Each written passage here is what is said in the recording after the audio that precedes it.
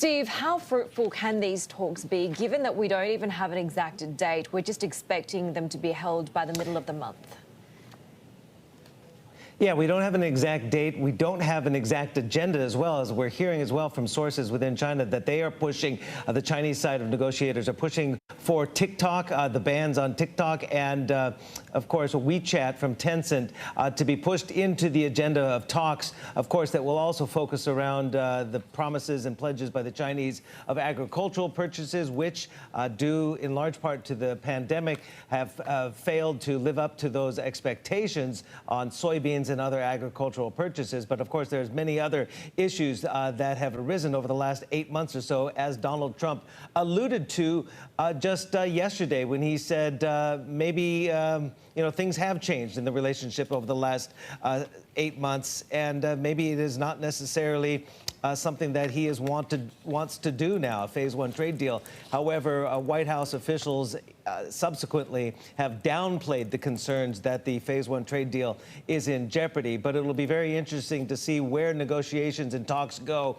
if they do happen this week or next week, which would be virtually, by the way, over some sort of platform, not face-to-face, whether the issues of TikTok and WeChat will be discussed in earnest, and whether any more clarity can be garnered from those talks. Because at a briefing yesterday in Beijing, the Foreign Ministry spokesperson, Zhao Lijian, said China's position on the Phase 1 trade deal remains consistent, and he talked about TikTok. He said, TikTok is just a platform for providing entertainment, leisure, the show of talent, and sharing that with the American people and around the world. It has nothing to do with national security. So it'll be interesting, obviously, to see whether the Chinese can wedge those talks on TikTok and WeChat into the broader Phase 1 virtual meeting that likely will happen this week or next. And Steve, when it comes to WeChat, concerns over what happens on that front completely overshadowing really stellar results from Tencent.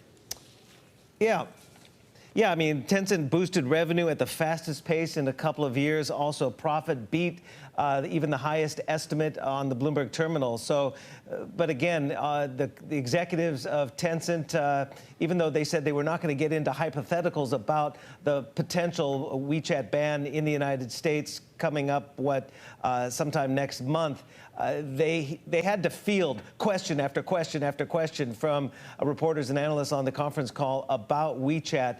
And John Lowe, the chief financial officer, said the executive order is focused on WeChat in the United States and not other businesses in the United States. We are in the process of seeking further clarification from bipartisan parties in the United States. Interesting comment there, perhaps alluding to there might be some changes coming in November in the United States. But right now, it's a wait-and-see process. But again, the executives at Tencent also saying that perhaps this ban on WeChat would be just globally and in the United States, not necessarily in China, where the app is known as Weixin.